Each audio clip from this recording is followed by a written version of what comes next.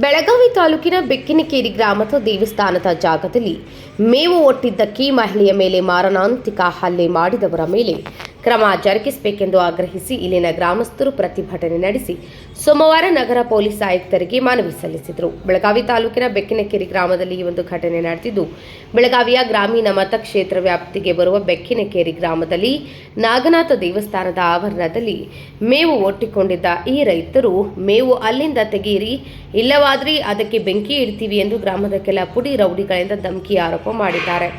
ಗ್ರಾಮದ ರೈತ ಮಹಿಳೆಯ ಮೇಲೆ ಹಲ್ಲೆ ಮಾಡಿರುವ ಆರೋಪ ಕೇಳಿಬಂದಿದ್ದು, ಹರಿದ ಸ್ವೇಟರ್ ಹಾಕಿಕೊಂಡೇ ಪೊಲೀಸ್ ಕಮಿಷನರ್ಗೆ ಭೇಟಿಯಾಗಲು ಬಂದ ಮಹಿಳೆ ಕಾಕತಿ ಪೊಲೀಸರ ಮೊರೆ ಹೋದರೂ ಸಹ ಕ್ಯಾರೆ ಎನ್ನುತ್ತಿಲ್ಲ ಎಂದು ಆರೋಪಿಸಿದರು. ಶಿವಾಜಿ ಬೋಗಾನ್, ಶಿವಾಜಿ ಪಾಟೀಲ್, ಜಯವಂತ್ ಸಾವಂತ್, ನವನಾಥ್ ಗಾವಡಿ, ಸುನೀಲ್ ಗಾವಡಿ ಮೇಲೆ ಆರೋಪ ಮಾಡಿದ್ದಾರೆ. ಕಾಕತಿ ಪೊಲೀಸ್ ಠಾಣಾ ವ್ಯಾಪ್ತಿಯಲ್ಲಿ ಈ ಒಂದು ಘಟನೆ ನಡೆದಿದೆ. ತುಂಬ ದುರ್ದೈವದ ವಿಷಯ ಅಂತಂದರೆ, ಸಿದ್ದರಾಮಯ್ಯ ಸಾಹೇಬರು ಬಜೆಟ್ ಮಾಡಕತ್ತಿದ್ದಾರೆ, ಇಲ್ಲಿ ರೈತರಿಗೆ ರಕ್ಷಣೆನೇ ಇಲ್ಲ ಆಗೈತೆ.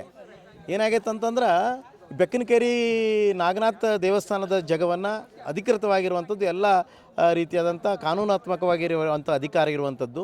ಈಗ ಯಾರೋ ರಾಜಕೀಯ ಪ್ರೇರಿತವಾಗಿ ಲಕ್ಷ್ಮೀ ದೇವಸ್ಥಾನ ಹೆಸರಿಗಷ್ಟೇ, ಅದ್ರ ಹಿಂದಿರುವಂಥರ ಗುಂಡಾ ನನ್ನ ಮಕ್ಕಳುಗಳು, ಆಯಿತಾ. ಅದಕ್ಕೆ ರಾಜಕಾರಣ ಸಾಥ್ ಕೊಡುವಂಥದ್ದು.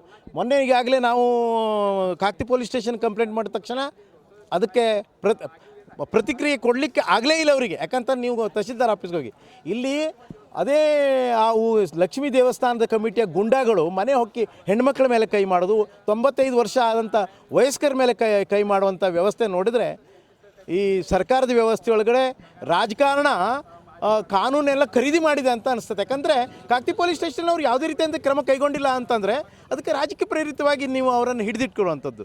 ಸೊ ಇದು ದುರ್ದೈವ, ಇಂಥ ಆಗಬಾರ್ದು. ಇದು ಆಯ್ತು ಅಂತಂದು ಸಂಬಂಧಪಟ್ಟಂಥ ಏನು ಇದ್ರ ಮೇಲೆ ಊರನ್ನು ಒಡೆಯುವಂಥ ರಾಜಕಾರಣ ಮಾಡೋರಿಗೆ ಶಾಸ್ತಿ ಮಾಡಬೇಕಾಗ್ತದೆ. ನಾವು ಕಾನೂನು ಪ್ರಕಾರವಾಗಿ ನಡ್ಕೊಂಡು ನಾವು ಶಾಸ್ತಿ ಮಾಡಬೇಕಾಗ್ತದೆ. ಇದು ದಯಮಾಡಿ ರಾಜಕಾರಣಿಗಳು ನಿಮ್ಮ ಬೆಳೆ ಬೇಯಿಸ್ಕೊಳ್ಳೋ ಸಲುವಾಗಿ ನೀವು ಊರನ್ನು ಒಡೆಯುವಂಥದ್ದಾಗಲಿ ಕಾನೂನು ಗೌರವಿಸಿ, ಅದು ಬಿಟ್ಟು ನೀವು ನಿಮ್ಮ ಬೆಳೆ ಬೇಯಿಸ್ಕೊಂಡು ಊರನ್ನು ಒಡೆದು ನಿಮ್ಮ ಮುಂದಿನ ಓಟಿನ ರಾಜಕಾರಣಕ್ಕೆ ಏನು ಹೊಂಟಿರಲ್ಲ, ಅದು ತಪ್ಪಿದೆ. ಯಾವ್ದು ಬೆಳಗಾವಿ ಗ್ರಾಮೀಣದಲ್ಲಿ ಯಾರಿದ್ದಾರೆ ರೀ? ಮಾನ್ಯ ಶ್ರೀಮತಿ ಲಕ್ಷ್ಮೀ ಹೆಬ್ಬಾಳ್ಕರ್ ಮೇಡಮ್ ಇದ್ದಾರೆ. ಅವ್ರು ಅಲ್ಲಿದ್ದರು, ಅವ್ರ ಚೇಲಗಳು ಅದನ್ನು ಗುಂಡಾಗಿರಿ ಮಾಡ್ತಾ ಇದ್ದಾರಲ್ಲ, ಅವ್ರ ಚೇಲಗಳು ಗುಂಡಾಗಿರಿ ಮಾಡ್ತಾ ಇದ್ದಾರಲ್ಲ. ಅತ್ವಾಡದಲ್ಲೂ ಅಷ್ಟೇ ಬಂತು, ಇಲ್ಲೂ ಅಷ್ಟೇ ಬಂತು, ಬೆಕ್ಕಿನಕೇರಿ ಇದು ಬಂತು. ಯಾಕಿದು ಹೀಗೆ? ತಪ್ಪಪ್ಪ. ಇದು ನಿಮ್ಮ ಚೇಲಗಳಿಗೆ ಬುದ್ಧಿ ಹೇಳಿ ನೀವು ಮೇಡಮ್ ಅವರು, ಆಯಿತಾ. ಇದು ಆಗಬಾರ್ದು. ಮುಂದೆ ಆಯ್ತು ಅಂತಂದರೆ ಕರ್ನಾಟಕ ರಾಜ್ಯ ರೈತ ಸಂಘ, ಅದು ದೇವಸ್ಥಾನದ ಜಮೀನು ಸರ್, ದೇವಸ್ಥಾನ ಸಾರ್ವಜನಿಕ ಜಮೀನು, ಅದನ್ನು ಇವ್ರು ಕಬ್ಜಾ ಮಾಡಕ್ಕೆ ಹೊಂಟಿದ್ದಾರೆ.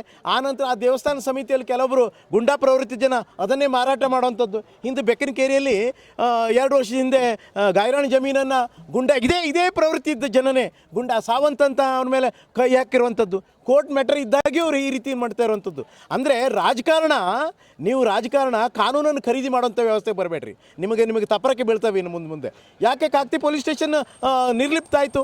ಇದ್ರ ಹಿಂದೆ ರಾಜಕಾರಣ ಒತ್ತಡ ಇದೆ ಅನ್ನೋಂಥದ್ದು ಕಾಣ್ತದಲ್ವಾ. ಅದಕ್ಕಾಗಿ ಈ ರೀತಿ ಆಗಬಾರ್ದು. ರೈತರಿಗೆ ಮಾನ್ಯ ಸರ್ಕಾರ ರಕ್ಷಣೆ ಕೊಡಬೇಕು ಅಂತೇಳಿ ನಾವು ವಿನಂತಿ ಮಾಡ್ಕೊಳ್ತೇವೆ. ಧನ್ಯವಾದ ಸರ್.